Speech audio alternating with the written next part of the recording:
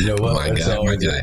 Oh, I like the backdrop, new backdrop in the background. Hey, Looking, shout out to my man Matty G. He looked out for your boy. He said, "You know what? I'm gonna spruce your place up one time and make it nice in Syracuse like." I said, "I appreciate you."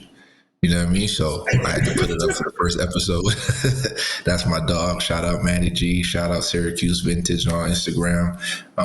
You know what I'm saying? He's a good dude, man. So I appreciate that. I put it up. If it falls at any point during, this taping of this episode, don't worry about it. Fuck it. We just gonna let it hang. You know what I man, we mean? gonna ride. You know how we do. We shout out Matty G, man. Looking out, got the backdrop looking really nice, man. Hey Joe, it's Wednesday, bro. It's 10 o'clock. You know what time it is. Everybody knows what time it is. Excuse me. We Yes, sir. appreciate everybody tuning in. I'm looking at the chat now. I understand last night was a tough one, but they ready to go. You getting those complaints out early, man. So, but no, we gonna chop it up about it. We appreciate y'all tuning in, man. Before we get going, shout out to Flintstone, the sponsor who've been holding us down on season 3. Appreciate you, Mike. Again, whatever you do, it's up to you, man. If you indulge, if you don't, I don't know. But right down the street from Galaxy, there's a little place called Flintstone right on Walton, right there, man. You can go ahead and take you a right, or if you're coming from the other way, take you a left. Right in there and do what you got to do. So Flintstone Cannabis Company, shout out to you guys for supporting the Devo and Kris show. But Joe, we were talking about it before we got on the show, man. Just kind of talking about the game last night and how it went. Some individual performances. So I mean, obviously a tough loss on the road, bro. Boston College shooting 60% from the field overall in the game is a combination of them making shots and us not playing any defense. You know what I'm saying? 20 3-point line. And we talked about them turning the ball over 21 times. So they really did give us a lot of opportunities. And I think, a lot of times we weren't able to take advantage, despite, I think they said we had 18 points off their turnovers. But, missed free throws, obviously, that spurt where they were on a 21-0 run. Leading into the second half, which we did counter with the 14-0 run of ourselves. But it's just hard to play behind. It's hard when especially on the road, man. Especially on the road. And I will say that it was a 60-40. That's what the consensus was as far as Syracuse pro crowd. And we always kind of have a big crowd in that Boston area. So shout out to the Cuse fans who always come out and support regardless, win or lose. We know you're going to be there, man. And, supporting those guys. So, but yeah, man, missed free throws, giving up 10 3-point shots, shooting 60% from the field. Boston College, we weren't locked in defensively. They almost had 40 points in the paint. And then offensively, sometimes the numbers can be misleading. Obviously the 3 guys who really held it down.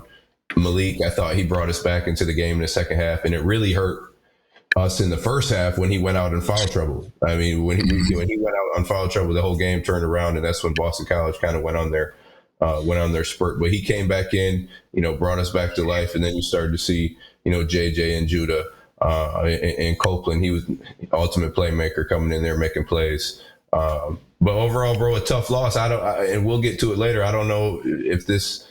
I don't think it puts us out of the NCAA tournament, but it's going to make it a whole lot of, tougher to be able to get in. For sure. We got to get on a spurt or get strings of 3, 4, 5 wins together, and it's in the ACC every game is going to be tough. So just kind of, I guess, give us your overview of last night and what you saw, bro. Well, that's what it was, man. You hit it on the nose, and what you saw is exactly what I did as well. Missed opportunities. I felt like they're in the first half, really in the second half as well throughout the game. I feel like we didn't get a bunch of clean catches. There was always maybe a fumble before we could get a hold of it, taking some tougher shots that needed to be taken at certain points in the game, and capitalizing off of, their mistakes. We highlighted their 21 turnovers, and, a team that turns the ball over 21 times, again, they shot 60% and 50 from 3. That probably balances things a little bit, but we got to capitalize much better. And the biggest thing for me, and it's a reoccurring theme, I guess, for the last couple of weeks, what we've been speaking about is just finding that wing score for us on a consistent basis. You know what I mean? That was glaring to me when I'm watching the game. I see, Judah is going to do what Judah does. JJ is coming into his own over the last, few games where he's feeling really good. He's shooting the ball. He shot 40% from three, put 10 of them up. But just that wing position, getting that consistency from there, whether it's rebounding, scoring, some type of impact or productivity from Justin and Kris. All right. Over the last 3 games combined, they're averaging probably a little under 8 points over the last 3 games. Yeah, that gotta be better. So it has to be better, which, respectively, Justin is averaging probably a little over 1 point something, and Kris is at 6 point something, right? So that right there, we need to find something where, we could get them going. And we speak about it. I thought the game started off well. Justin scored the first 2 points with a tough drive to the basket, good right-hand finish right there down the middle. I'm thinking to myself, this is going to be the game where he, gets going, because he, getting to the basket early like that, seeing the ball go in, it kind of takes that monkey off your back, and you feel good about yourself, and you could probably start, making some shots and things of that nature. But as it turns out, he only ended up taking 2 shots. He didn't shoot any threes in 15 minutes. Chris Bell himself was he was 0 for 2 from 3, 0 for 4 total for the game. And I think from my perspective, in my opinion, is when things aren't going well for Kris, he can't continuously try to, take tough shots. A lot of his shots were contested. I think there was a pull-up jump shot on the right wing, contested tough 3 that he tried to take, right? Get yourself fouled, get yourself to the basket, be aggressive, go to the hole, and let that open up the rest of your game. You know what I'm saying? So that to me was glaring in this loss. And also the fact that Judah only went to the free throw line 2 times, only 2 free throw attempts for the game. And that's something that he's not used to seeing, I'm sure. Something that I'm not used to seeing, just given the fact how much he goes to the free throw line during games. And ultimately just, the miscues that we had on both sides of the floor, when trying to come back and come back from being down. That uphill battle is tough, especially already it's tough enough. It's already tough as it is. And then when you're having these miscues on both sides of the ball, giving guys open shots who are, known shooters and things of that nature, whether it's a rotation, whether it's a miscommunication and things like that, that's going to be tough. Yeah, and bro, you know what? I mean, you hit it on the head with everything, but I'm looking at Chris Bell, Justin Taylor, 30 minutes combined, 1 for 6, combined, 3 rebounds.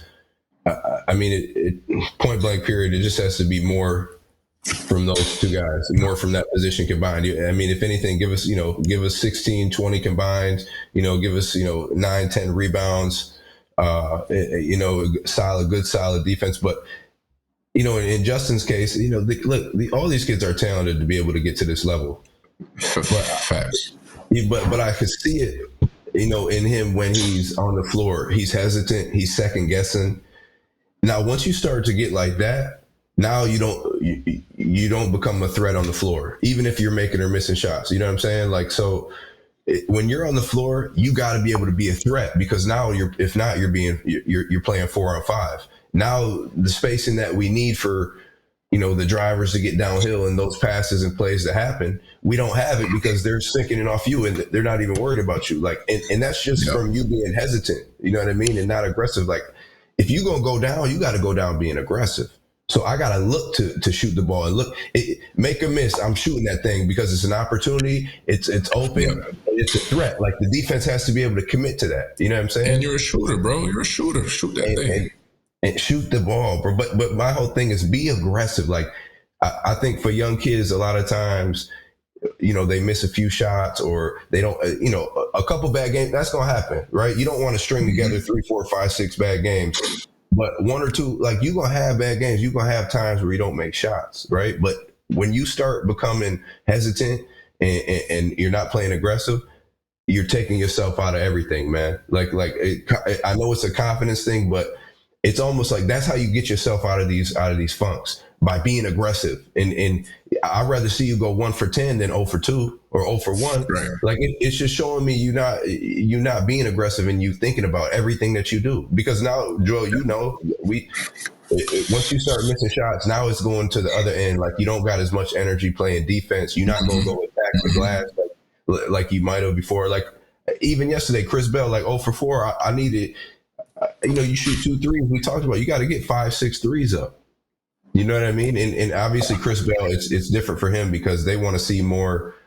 Like you said, it's got to be more than just shooting the ball, which like, and we've seen his capability. Like, bro, that North Carolina game, he come windmill like that, like, and we've seen him come off the weak side, block shots. Now it's about him individually, like staying in front of his guys. You know what I'm saying, and being able to keep him out of the paint. As a team, we almost gave 40 paint points. Going back to the Florida State. We gave 50. Like, so that's just keeping your guy in front of you, like chesting up and, being solid right there, not letting them get deep on the drives. But like these two guys, Joe, you're right, man. Like we're a shooter away, bro. It's great. And we're a shooter away from, and I was talking about, or me and Steve on the post game last night, we're talking about, some of the best lineups. Like, so the best lineup for this Syracuse team would probably be, when we talked about it, Joe, Judah, JJ, Malik, Quadir, and Benny. And we got a shout out to Benny. I know sometimes he can get lost on defense, but I think in 25 minutes, 3 for 5, 5 rebounds, 4 steals, 7 points. Like, bro, you can see like he comes in. Exactly. He's adding value. You know what I'm saying? And he's a part of that. But that team that we just said, the best. So Quadir, Benny, Malik, JJ, and Judah. That's our best lineup. But think about where is the floor spacing really coming from? Because those are hoopers. Yeah. Like they're all basketball players. I'm not saying they can't shoot. They're capable of making shots, but that's not like their forte. That's not what they're doing. Like we need that Chris Bell in there to be able to really space the floor and be like, this guy. No, 100%. Just think about what the scouting report will say. On the scouting report, it's not saying, some coaches like to classify it by green, red, orange, whatever it may be. Like green is like shooter in certain cases or whatever the case is. If you think about that lineup that you just said, there's no one that they're overly concerned about hurting them from 3. All capable of making a 3. We saw Benny hit one. We saw JJ hit 4. We saw Judah hit a few, right? Quadir, obviously, big shot at the dome. He helped us win a game. Everybody's a capable shooter. You play basketball long enough at this level, you're a capable shooter, bro. But it's the fact that what's the scouting report? And the scouting report on all them guys is they're driving to the basket. Quadir is looking to drive and create, which is great. He's a gifted passer, like we spoke about earlier. Like he's really gifted passing the ball. He sees a play ahead really well. But no one's overly concerned about anybody in that lineup hurting them from 3. They'll live with them making a few shots because they know that they're more dangerous going downhill. So just to piggyback on your point of who the shooter in that lineup will be or who is the defense going to be concerned about hurting them from 3, probably nobody, unless they catch flame. And then that's a different story when you're a hooper and you hit 2 and then now you're feeling good and now you could probably hit 2, 3, 4 more. Right. But as far as, like you said, on the scout report, I'm sure it says Chris Bell, shooter, in caps and in bold writing. You know what I'm saying? So, yeah, they're one shooter away. For the lineup we were talking about, for them to really be effective and score, they got to get a lot of their shit off of the defense and then being able to play fast, getting out in transition, because that's where they really excel. Like when they're playing fast, getting out. Now that's when they'll be able to possibly get more opportunities at 3s with that. And in that lineup, it'd be JJ just running the wing, getting there, Judah passing it ahead. But, a lot of those opportunities are just going to be at the rim. Like we're going to get it. Quadir is going to push it. He's going to tap downhill and try to make a play, but again, we see Malik step out yesterday, hit 1. Like those guys are capable, but man, one shooter away from really being like a really good team. You know what I'm saying? Because this is a talented team. Last night, how did we lose? They shot 10 threes. They made 10 threes, but they were timely threes. Like who's my man Kelly? Right now, it was Harris. Sorry, Harris. Yeah. So 5 for 9 from 3, but all those threes, those last 3 that he hit, big ones, like boom, top of the key, deep, corner wing. We need a guy like that, like because bro. What we didn't do is locate him. You know what I mean? And that's what's going to happen. Like, you don't locate those type of guys, they're going to knock him down. But he was always a threat. So, like, you always got to know where he at. That just make it easier for everybody else. Yeah. You know what I'm saying? So, one shooter away, man. And we were talking about last night too, Joe. The way Justin Taylor playing, like, do you take him out of the starting lineup? And man, it just for me, it go a little bit deeper than just taking a kid out because he's playing bad. You know what I'm saying? You got to look at, like, and Joe, and tell me what you think, but like the psychology of it comes into play. Like now you got to talk about, all right, how is he going to be coming off the bench? How is he going to feel? And the guy who's taking his spot, how's he going to feel? Because now he's used to coming off the bench, not having as much expectations, maybe. No question. Now he's starting. Now he feel a little bit more weight on his shoulders. So not only is it affecting Justin, it's affecting the other guy possibly too. So like you got to know like how your guys tick, and it's not just as easy as, all right, you out of the starting lineup, man. It's a whole chemistry thing that goes. It's a damn science project. Sure. Oh yeah, no question. I mean, how do you deal with that type of stuff being a coach, bro? I believe that for one, there's yes, now we're however many games into the season. Like JT been starting. We know what we can get out of him. As a freshman, he came in, had some big games we spoke about. I believe it was against Brown last year. This year, he played well. He's making shots, rebounding the ball, leading us in rebounds at a point. You know what I mean? And I do believe that the coaching staff, Red and company, are still, they know what they can get out of him. Right, they know what they can get out of him. They know his abilities and the good that he could bring to the team. But I believe that at some point, it's okay to just switch things up. But remember, when Coach B was on here, I spoke about, although different circumstances, AO goes out, I become a starter as opposed to coming off the bench, and that dynamic changes, right? So if it's a bunch of factors that go into it. You got to speak to the kid first and foremost. I think that's the biggest thing, is explaining, this is what we're thinking. This is how we think. Maybe you could be more effective. Maybe there's too much pressure. Like you said, it's the psychology of the game. The starters have a huge responsibility, bro. You're the one, you're starting the game. You're going to put us on the right track to be successful for the remainder of how this thing goes. And then, of course, people who come in off the bench have a job and responsibility to upkeep what's already been put in place by the starters. So I think that if a conversation should be had, or if that was ever to be the case, a conversation with JT to be had, letting them know, let's try it out. Maybe you're more effective off the bench after maybe you against a second unit, maybe on the opposing team, works is more beneficial for us in the end. Maybe you get more shots. Now you get more shots. You know what I mean? Because now you're in the game with a different lineup, with guys who are going to be looking to you. They're going to be hunting for you, as opposed to now you're just sitting in the corner waiting for certain opportunities to come about.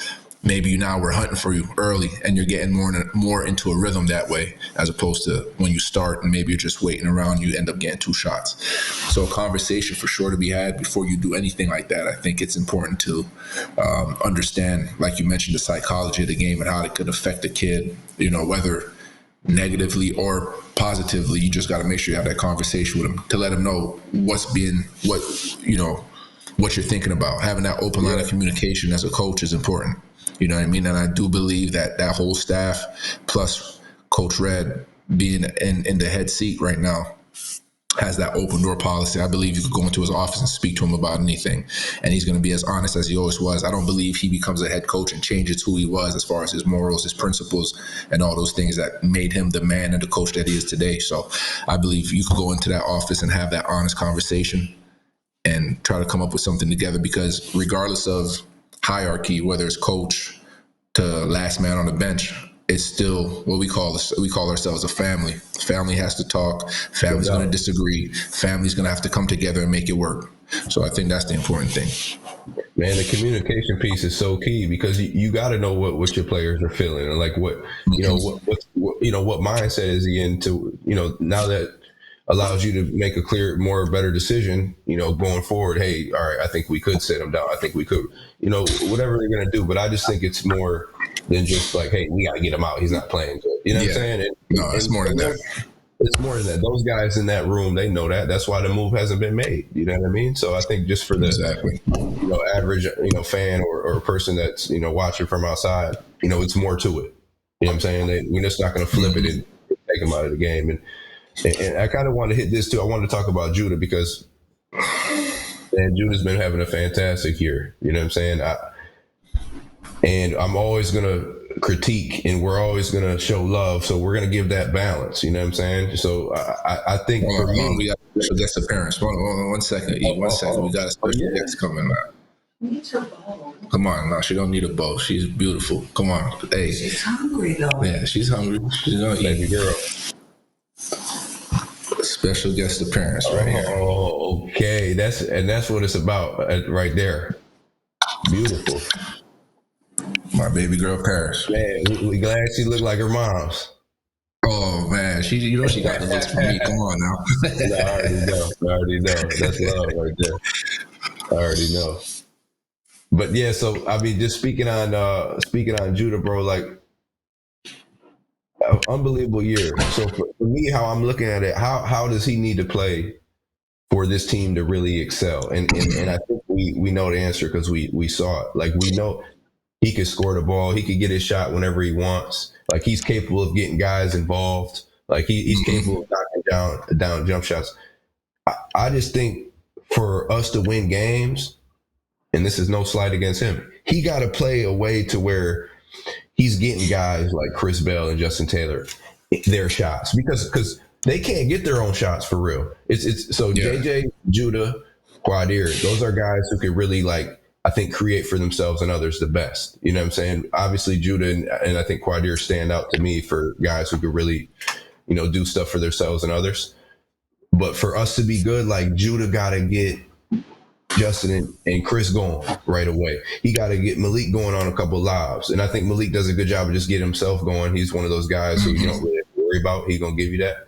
But he even like JJ, he got to get JJ going, even though JJ's starting to get his own, together. But like Judah, you the head of the snake. And when you start feeding everybody like that and they're getting going, like they're going to play good.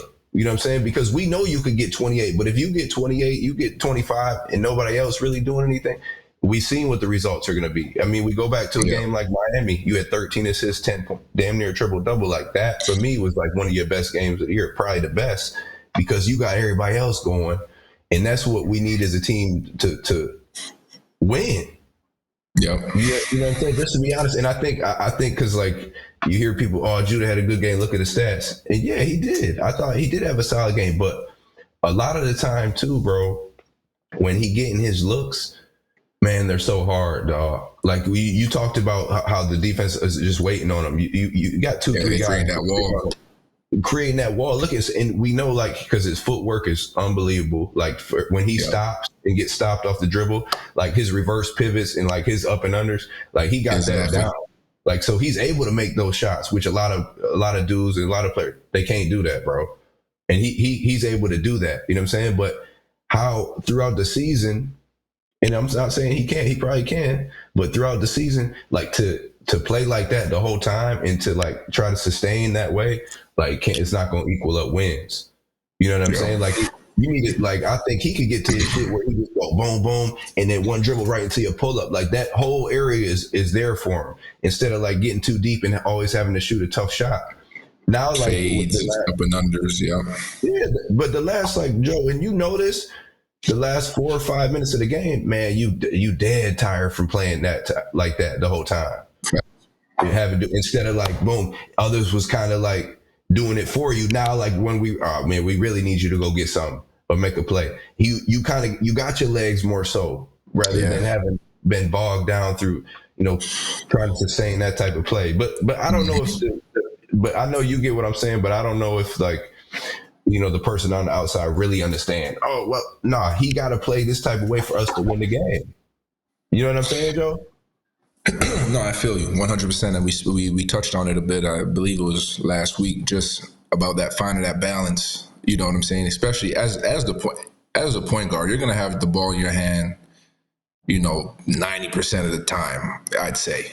You know what I mean? Or whatever the numbers are on it are. He's going to have the ball in his hands regardless, whether it's at the end of a play because it breaks down and he has to now go high pick and roll or side pick and roll. The ball's going to end back up in your hands. So just getting guys involved early. Again, it's about creating that synergy with the team where everybody's involved. I got a couple shots, make or miss. You know what I'm saying? I think as a point guard or as a leader too. So being the point guard and the leader of this team, knowing, okay, I got to get guys going early. Like, I got to give them that confidence. If they can't find it within themselves, trust me, I'm going to find you and I'm going to get you some shots and get you some looks. Now, the guys that he's passing the ball to do have a responsibility of making shots. Like I mentioned last time, it's like, and a lot of you know times what I they're mean? not doing it. And so that's hard Exactly. to be able to try to play like that. I get it. Yeah. No question. So if you're in a situation like we mentioned where you're passing the ball, they're not making shots, at some point it's like, all right, well, we need a score now, and I know that I'm an elite scorer. I'm gonna go get us a basket or 2 or 3 in a row. You know what I'm saying? Then know in his mind, okay, shit, okay, I done went to the basket or shot 3 times now. Let me get back to trying to get guys involved.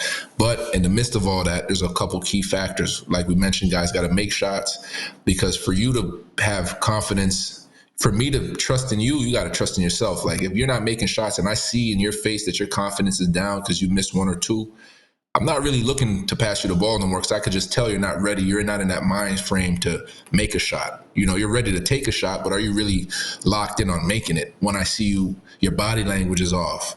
You know what I'm saying? When I see that, You got to go holler at him, Joe. Huh? Yeah, I'm you gotta go talk grabbing to him him. by his jersey. I don't know, and I'm not saying he's not doing that, but you got to, yo, JT, you got to go You off good? there. Yeah, Yeah, like you could be like, yo, you straight. Come on. got to talk to him. Communication, bro. Gotta talk Like to him. So but that's what it man, is. Being you're the head 100% of the right, snake, bro. and being right, being the head of the snake, being the point guard, being the leader. Again, I think, you know, I heard Coach Red say, I think it was against NC State, that he hates using this as an excuse, but the team is young, which it is still a young team. You know, Judah has a lot of playing experience. JJ played a bunch at Notre Dame. Like, so there's some playing experience in there, but a lot of young guys who have years but not the experience as well. So it's just finding that balance, and I think Jude has to do a good job. And mind you, I don't know if he is or isn't. Maybe he is talking to them at halftime. Maybe he is doing his part as far as that goes, and I'm hoping that he is. But you know, as far as as it pertains to the game, getting guys involved early, making sure they're confident and they're feeling good about themselves. It's a tough job being a point guard, bro. You know what I'm saying? It Like, you is, got to bro. call. You know what I'm saying? That's why I'm glad I was just receiving the ball. Like, fuck it, I'll shoot it. You know what I'm saying? Like, I'll make plays when I have to, but I'll shoot the ball. Scoop, appreciate you. You know what I'm saying? So, yeah, nah, but that's something that Scoop did fairly well, outside of coach calling a play, which we only had about 4 that we ran. But outside of that, Joyce work. Get Scoop, space and go. Scoop did a good job of, all right, Joe, I'm about to get you, like, coming out of a timeout. Hey, Joe, let's run this real quick. Boom. And I'm like, all right, bet. Like, he knows I haven't touched the ball in a set. Like, he knew, like, okay, I got to get Joe a shot now. Make or miss, Joe, I got to get Joe a shot. Let me get Rick a touch. Let me get, you know, Dion. Let me get Trish a 3. Scoop was good with that stuff right there. And, you know, that's why I think Judah needs to, you know, start incorporating into what he does. Yeah, I think Scoop was an awesome communicator. Yeah. Like, Big time. that's what great point guards have to be like that. Like, and that's like, again, we're not in there, so we can't, you know, tell you if Judah is or isn't. But like, sometimes I want to see him, yo, like, you go over there and grab a dude, like, and just let him know, like, bro, we need you on this. Like, you got it. Hey, I'm gonna find you. I'm gonna look for you. You know, I got you. Or just that's your job. That comes with being No question. Hey, like, and you saying it real nice. Like, it was time Scoop was my roommate, and for a year, and outside of that, just a great friend off the court, and whatever the case is, he'd be like, "Yo, Joe, we fucking need you right now, bro." Like, he'll get on me about some shit. You know what I'm saying? And then I'm like, damn, my fault. All right, bet. Like, sometimes, you know, I hear you. I might still be in my feelings at the time, but I hear you. Let's get it. Let's rock. Boom. We get out that timeout. No one knows what happened because everybody's crowded around. They don't know we had that interaction right there on the bench. They don't know Scoop just got on me for, you know, whether it be missing a shot or going to the basket soft when I could have dunked, whatever the case may be. But him letting me know, like, Joe, we need you. You know what I'm saying? All right, bet. I got you, bro. Let's go out there and do it. It's okay to be in your feelings for a second, because when somebody come at you like that, you like, damn, you got to be real with yourself. Yeah. Like, man, this motherfucker care. Yeah, man, you right. God damn, motherfucker. Like, that's real shit. Like, so, like, and you can't be afraid to, like, be the bad guy, and not even be the bad guy, but, you know, not be afraid of, like, oh, I'm gonna upset this dude because we hooping. We hooping. It don't go beyond this. Yeah. Exactly. You don't go beyond this, and you got to understand that. But I mean, yeah, that's that next step for him, like going into really being a leader, taking that leadership role, getting guys. But it's hard, bro. Like you said, being a point Yeah, guard no, is it's hard. not easy. Yeah. Well, bro, I see real an quick. interesting question. Oh, go Oh, ahead. go ahead. Go ahead. What was it? I just seen an interesting question in the chat that was posed by my good man Govendo Four, saying, "Does Judah benefit from another year of staying at school?" I mean, yeah, you know what? Do I think he comes back? I don't. But should he? I mean, I think he definitely could benefit. Dude, like, all right, and let's just be real, 100% real right now, yo. And he's not on the draft boards, like getting drafted. He's not. Right now, it'd be like a two-way. He'd be like a two-way guy, possibly a junior guy, which is a hard route, right? It's a hard route to take. You know what I'm saying? And again, we not saying he not good. Dude is a great player. Dude is a great player, bro. For Facts. real. Like, he got game. You know what I'm saying? Like this is it's all love and respect. But just this is the business now. When you get to that, it's a whole nother shit. They're looking at a whole different type of shit, man. And I just think if he leaves right now, you got to be able to shoot the ball at a consistent.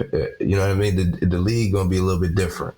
You know what I mean? It's gonna be way different. You know what I'm saying? Like you got to be able to be a threat and be able to shoot the ball. You know what I'm saying? You're making it hard as hell. You got to be able to guard and keep guys in front.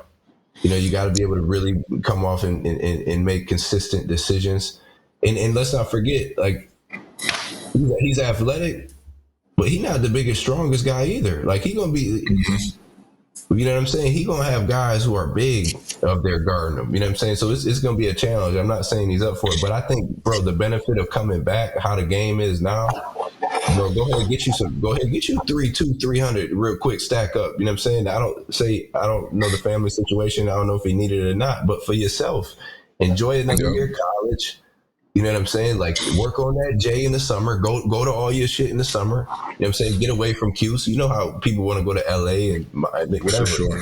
Do all that and then come back and then kill, bro. I don't know. Just and this is my perspective, my mindset.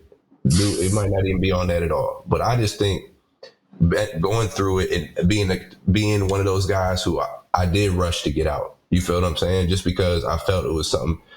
But now looking back, yo, I'm telling you, college is the best years of your life. Everything paid for. Now you getting paid six figures more than Motherfuckers. yo. Yo, look, you in college getting everything paid for. You got your food, you pay, man, you ain't worried about that. And then you getting paid 300,000 or 200,000, whatever, more than, you one of the highest paid people in the city. You know what I'm saying? Like, it's just, you know what I'm saying? You're in a different, that's wild, man. That's wild. And the league ain't going nowhere, right? The league ain't going nowhere. That shit gonna be around. Waiting for that shit ain't going nowhere. You know what I'm saying? So if he come back to school, we saw the jump that he was able to make from freshman year to this year. He came in this year shooting the ball really well in the first couple of games of the season. He was shooting well above 40%. You know what I mean? And he could only keep growing as a basketball player because he's going to learn from each game. He's going to learn from another complete season, get better in the off season, understand his game much more because it's about self-assessment as well. You know what I mean? Like, don't get into 100 with yourself. Yeah, keep it 100 with yourself. Just that self-assessment of, am I ready? Like, yeah, you might be ready to go in terms of, I'm ready to get the fuck out of here. Like, or I want something new. I feel like I've been here too long. But are you really ready to go and make that leap and test the waters to that point? He tested the waters last year. I don't think there's a limit on how many times you could test. He could go do the same thing again and just get a feel and get the feedback. And if it's not what you want to hear, then, come back to school, get better. You're in a top-notch league, conference, great school, great coaching staff. You'll benefit from that for sure. So if the question is, does he benefit? Yeah. If you bet, are you going to benefit from another year?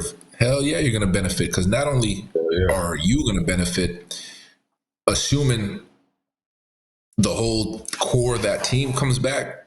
Come on, bro. We're playing really good basketball. No matter what's going on, the wins, losses, that's fine. We are playing overall really good basketball.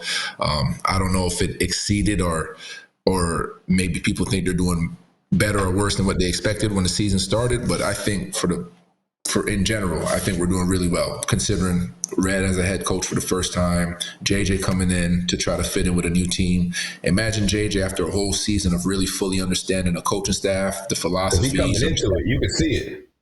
You know, exactly. So him coming back with that same team, bro, it's like sit with your guys at the end of the season. You got QC, you got Judah, JJ, you got Benny, come back for another year. You got, you know what I'm saying, all them, you know, Carey, big fella, like you got a couple guys with you. McDowell's coming in. McDowell's coming in. You got another straight shooter coming in. Elijah Moore, I think. Yeah, man, this team will it's a be lot better. to think about. You see what I'm saying? So, and obviously better if JJ comes back. I mean, not JJ, sorry. Well, shit, better if JJ come back too. But if Judah come back, then definitely, you know what I'm saying, that team as a whole is going to be better. I remember having the opportunity to leave after my junior year and just thinking, yo, the league ain't going nowhere, bro. I am having the best time of my life. We're going to be fucking phenomenal next year. Same team, damn near. You know what I'm saying? We had just lost to Marquette. That left a sour taste in my mouth. Pause. We lost to Marquette in the second round, bro. I'm like, nah, I gotta come back. Like, redeem that shit. Like, senior year, we got Fab, we got Scoop, Dion, Trish, CJ, Bye, fucking everybody's back. James, Moot, we got the whole team back. Wow. How could I not come back to school and try to win a national championship?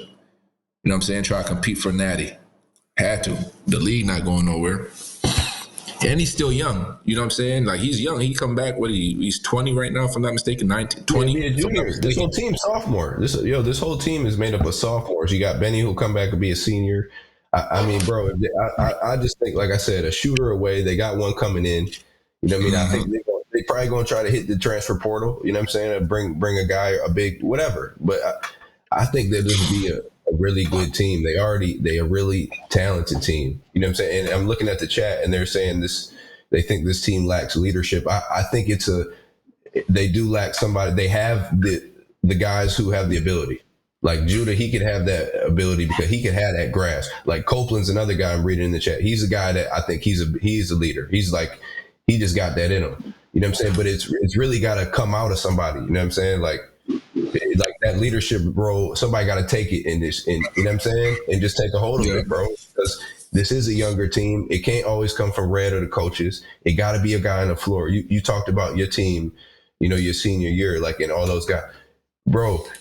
I mean, it was more than one and two leaders. It was guys who weren't afraid to communicate and talk. Like, it was like a collective effort. Like the leadership was as a team. Like you had that there, and you need that communication within the group when times get hard, when you get into these type of games on the road, when you get you know, on a 21-0 drought.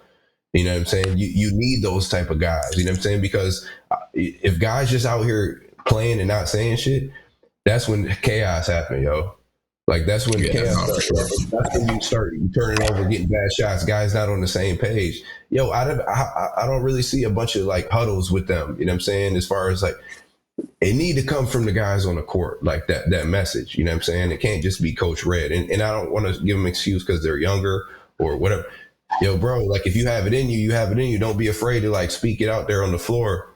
I mean, that's one thing that I prided myself on when I'm hooping. I'm always talking. You know what I'm saying? To my teammates, fuck it to the other team. You know what I'm saying? Like, that's just everybody. Fans, right? To the fans. You know what I'm saying? But that makes the game so much easier because I know you engaged, yo. I know you locked in. I know you with me. When you talking to me, when you communicate, I know you there with me. You know what I'm saying? So that is a big part. Shout out to the chat for shouting that out. I think that is a big part that this team needs to go ahead and find that leaders and really go ahead and, you know, take a hold of that role. You know what I mean, Joe? Yeah, no question. I like my username said that, you know, QC is always popping off to the fans, to the opposing team. And that's good because that just brings that, like you mentioned before, like he brings that energy out of everybody. Like when you start talking shit to the opposing team, you out here competing and you make a nice play. Like, I love his energy out there on the floor, bro. I'm like, damn, he's going to be straight. You know what I'm saying? He's really going to be, for the next however many years he got, he'll be good for us, man. No, Big he fan. was. I like Quad here, and the thing, I want to talk about defense real quick because defensively, like I'm looking at the roster, bro. I'm looking at the guys on the roster, how the makeup is, the athleticism, the quickness, the mobility. Man, we should be at. It's times, and they showed it at times that they could be a really good defensive team. But I think, bro, just giving up these type of like drives to the bucket, like blow bys, like that's like effort and energy, right? And then Yeah. a lot of the other times, like when they're not locating the shooters, that's awareness, and not getting there on time. The rotations are messed up, so that's like knowing what you're doing, having an IQ, right? But as far as like Yeah. raw ability on the defensive side of the ball, bro, you can't let guys just go by you. I get like the rotation piece sometimes and the communication stuff and not having the awareness, but when you just like flat out letting guys go by you, and like, come on, man. Like the guys that we have on this team, that should never happen. You know what I'm saying? Like I agree. defensively, guys shouldn't be getting 40 to 50 points they shouldn't be getting by you like that. Like the Yeah. drive and kicks to help, the missed rotations, that's gonna happen, yo. But like, Gotta have that. Them rotations is key. Good defensive teams are able to make 3 defensive rotations. After that, it becomes tough. It can't be one breakdown, one catch, shoot. Nah, like you gotta be able to. But it's all like you mentioned. The first thing you said was effort.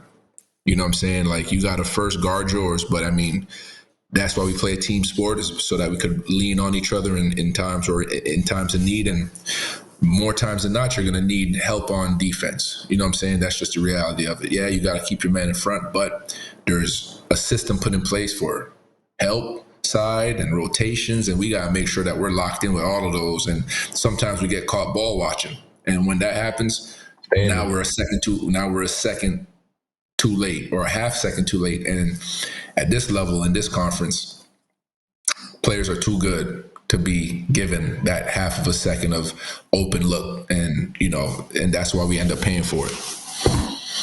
100%. That's how you get on a fucking poster from being 1-2 steps slow on that weak side. That dude, he putting you in the rim, man.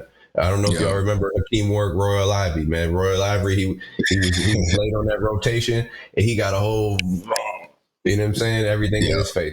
That's what happened. That was a perfect example of being late. Special. T-Bag, that was a perfect example of being late, man. And so going forward, bro, got Wake Forest Saturday. Shout out to our guy D Nick, who's now assistant coach at Wake Forest, coming back to it's at Wake Forest, so we're going to holler at him. That's you know what, that's pretty dope, man. Just to see the family spread out and spread their wings and making it happen in other places. You know what I mean? Shout out D Nick. But that's, bro, on the road, another tough game against Wake Forest, who's a solid team. It's not going to be a game where you go in there and want to overlook them at all. We gotta have D Nick on the show. Matter of fact, man. Yes, Sorry we do. to cut you off. I'm just thinking about D Nick. I'm like, damn, D Nick, you gotta come on here because he hell of a story. But yeah, Wake Forest. D Nick. I tell you what, D Nick was a guy that I knew, like whatever he was going through, or like whatever, all the chaos or distractions that was going on, man, he was gonna stay locked in. I'll tell you what, like never really let anything get to him like that, or he didn't show it, but he was always on his shit, like every time. You know what I mean? Boom. But whatever he was doing, that was an everyday process, and that's why he is doing what he's doing, man.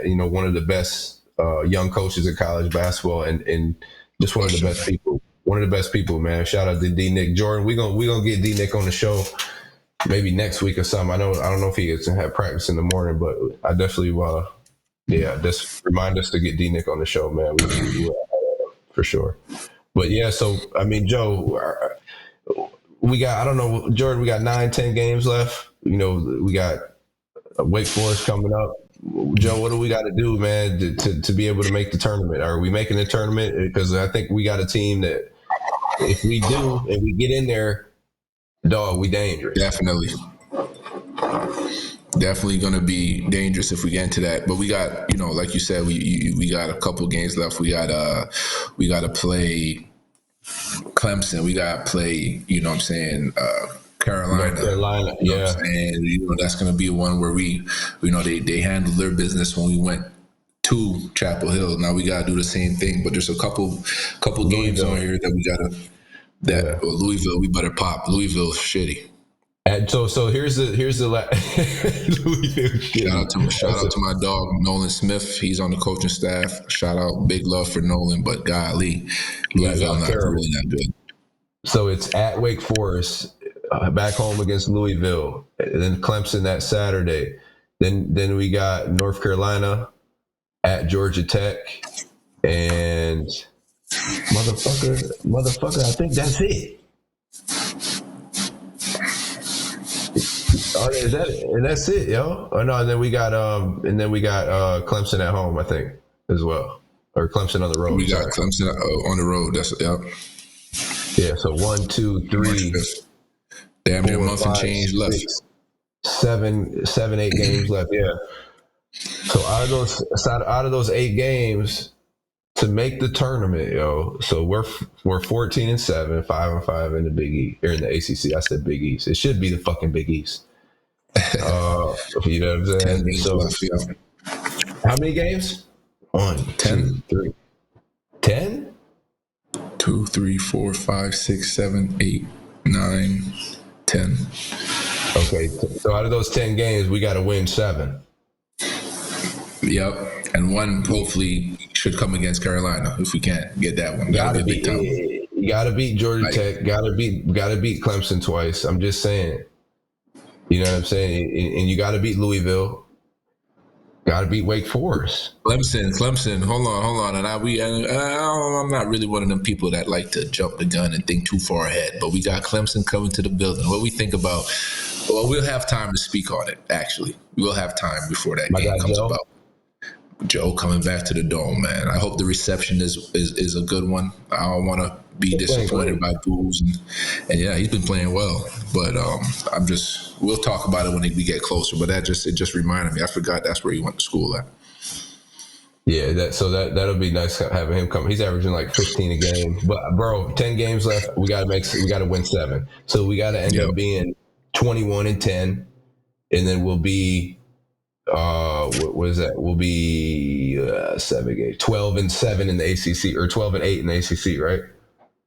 I think that could do it, dude. 21-12, 12-8 in the ACC. I mean, I think that's what that's enough to get. I mean, I've seen teams get in that fucking. You know, they must have paid somebody on the had an inside man or something, because there's teams that made the tournament in the past who didn't even have that as a record. And still somehow got in, surprisingly so.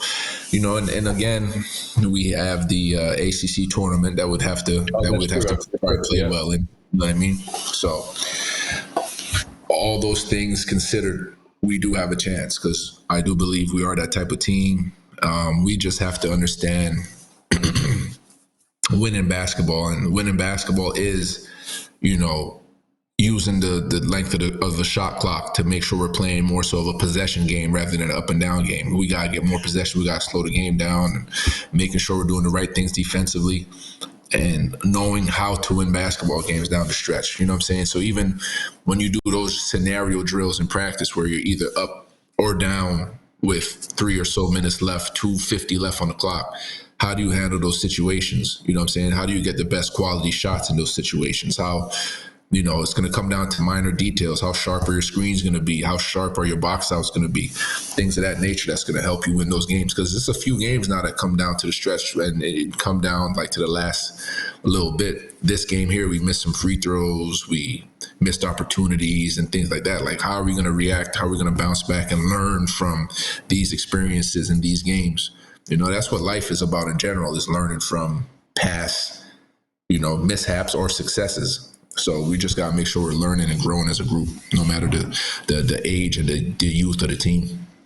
I think it was big what you said too, like being able to execute in the half court, right? Having that ball movement, getting guys moving off the ball, getting those shots, because we're best when we're playing in transition and able to play fast, but you're just not able to do that all the time. Like, it's the defense. Exactly. They're not going to let you do that all the time. Just play fast, get up and down. If we're able to, and that's to our advantage. Yeah, you want to be able to play like that. Get steals, get deflections, you know, get the long rebounds and kick it out. But to win games, like you said, when they're close, when it's, you know, 5 minutes left in the second half, you got to have those possessions in the half court where you getting good shots, you getting good opportunities. It can't always come down to I'm still here, bro. a one-on-one situation. It got to be a drive and kick. It got to be a drive and drop. We got to make it easier on ourselves. It can't just be Judah going in trying to shoot a difficult shot the whole time. We got to get that movement. So we lost Chris Joe. I don't know what he said. Oh, there he is. What I said I'm here. Shit, motherfucking computer about to die and shit. So. Oh, okay. But no, Joe, I think that half court, being able to execute in the half court, because for sure, to be able to win games, take care of the ball, right? I think we've done a pretty good job of taking care of the ball, especially for a team that drives so much like we do. Being able to do that and take care of the ball, that's a good job. I think we do a good job of doing that. Rebounding, we're always going to be maybe 1 or 2 plus 2 plus 4, whatever it is. But we're not going to win a lot of those rebounding battles. Let's just be real. If we can keep it close, I think that's what we want to focus on, keeping that rebounding close. Don't let them get too many second chance points, second chance opportunities. But you know how we keep it close? We got out rebounded last night by 10 or 9 or something like that, if I'm not mistaken. Yeah, 10. We got to keep 10. So we keep it close by our wings rebounding a little bit better. Like QC came off the bench, had 9, 7, and 7. Great out. Like that's flirting with a triple-double to me, like off the bench. That's amazing. But if we could get some of that, like, yes, Malik has to rebound. That's damn near part of your job description. You know what I'm saying? At that position, like you have to rebound, bro. Like that's just part of what you have to do for us. You know what I'm saying? If we could get Judah to grab 3, JJ to grab 4, but we need again that Justin and Kris. We need about at least 9 between the two of them. 9, 8. We need, and that's how then at that point it becomes maybe we win that battle by 1 or we just lose it by 2. But getting out rebounded like that is going to be tough. Tough. Yeah, we got to make free throws. 7 for 14. We only got to the free throw line 14 times last night, but 7 for 14 is not going to do it. And just missing them in critical moments. Like, Malik missed 3 straight, Judah missed 2, but those were in moments where, it was one possession or one time we missed, I think 2, but off of that miss, they went down and hit a 3. Now they're up 3 to up 6. Now it's for 1 possession game, 2 possession game. It's hard to play like that, man, from behind all the time and having to make those plays consistent to sustain, to be able to even be in the game. That shit is hard, man. So the little stuff we got to be able to capitalize off. Like you said, Joe, I think it was big. They had 21 turnovers and we didn't take advantage of, the ones that we could have. They're kind of just like lost possession. So, but Joe, again, man, like, this team is best when we're playing up and down, when we're playing fast, when our defense is turning into our offense. And then I think for us really to be good, like you hit, Joe, we got to be able to execute sharp in the half court because we're going to be put in that position. You know what I'm saying? Late game situation or just, not getting out in transition and the defense is already set. It's going to be those times. And we can't have it always be Judah looking to, take tough shots. Like we got to have other guys, be aggressive, be involved and look to be a threat on the floor, man. Shout out Matt tomorrow night, 8:30 p.m. live. He's with Scoop on Vintage Syracuse Basketball. I guess talking about Scoop, we gave you that idea, baby. We gave you that idea. Yeah. That's what's up. Hey, speaking of offense, real quick, I like Malik in the high post. He was working that high post well. Whether it's it's a great passer. They were coming off. Yeah, he's a great passer. And him coming off, they were coming off handoffs and him being able to go and roll to the basket. Good finisher, good hands.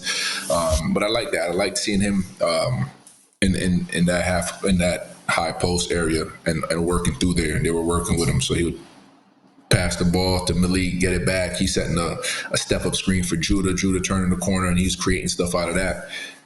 But we need to see more of that because I think that was creating weak side help. And because he's such a good passer, he was passing the ball to the corner. Then that's creating those rotations that we need teams to make for us to be effective. And I think on one occasion it went exactly like that. It passed to the corner.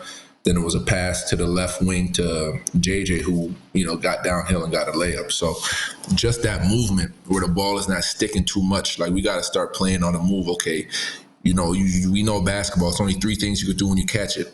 you got to quickly think, okay, I can't shoot it, can't dribble. Let me just get off the ball quick and let someone else go. You know what I'm saying? Eventually the ball is going to come back to you. As long as there's energy in that ball and it's moving well and the flow of the game is going, you're going to get your shots.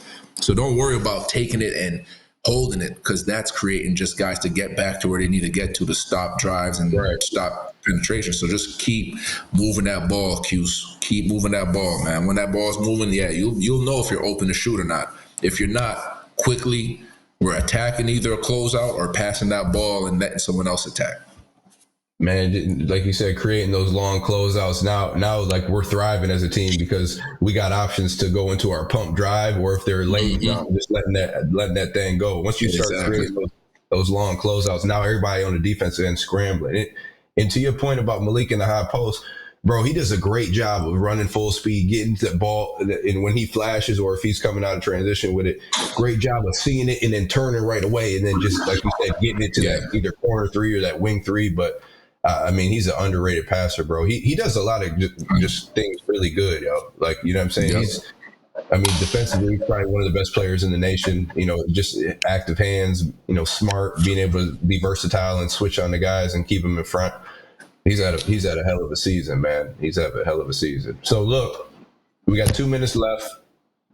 We appreciate y'all tuning in, man. And we do have some, you know, not so good news, and it's not crazy news, but Soulful Wednesdays is right now it's gonna be on pause because, you know, Twitch they're fighting with us right now, man, for, you know, with the copyright.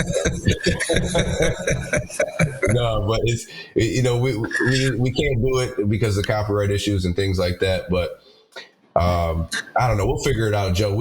I might have like my phone on or some shit, and I don't know. I don't even know. I don't know. Yeah, we'll figure it out. We might have to go acapella and just do it ourselves. Yeah, I mean, shit. I just need a beat in the back or some shit, and then we gonna try to. But I don't want to scare motherfuckers away. I want y'all to keep tuning in. But man, hey, look, again, we appreciate y'all tuning in. I want to shout out our sponsor one more time, Flintstone Cannabis Company. I don't know what y'all doing after the show, but they deliver now. That's what I'm saying. They deliver. So I know a lot of y'all motherfuckers ain't trying to go downtown and park and do all that. Go on that motherfucking website. Bing, bing, bing, bing. You're going to get a knock, knock, knock at your door, and you're going to have some, you know, some gifts for yourself. So, you know, shout out to Flintstone. That hour be going by quick, man. Damn. I'd love to have someone from the chat on the show one time, man. I know we try to do it one time, but I'd love to have someone from the chat call in and be like, you know what, I want to hop on for 10 minutes and just chop it up with the guys, because you guys been good for 3 seasons. Y'all been rocking with us, and I know we've gained some. Maybe we lost some, but, you know, we stay on the positive, so I'm sure we gained some, and the ones that continue to come back year after year, we appreciate y'all. No doubt, man. No doubt. So you know where to find us again next Wednesday, Devo and Kris Joe show. 10 to 11 a.m. Keep tuning in with us, baby. But until then, yes, sir.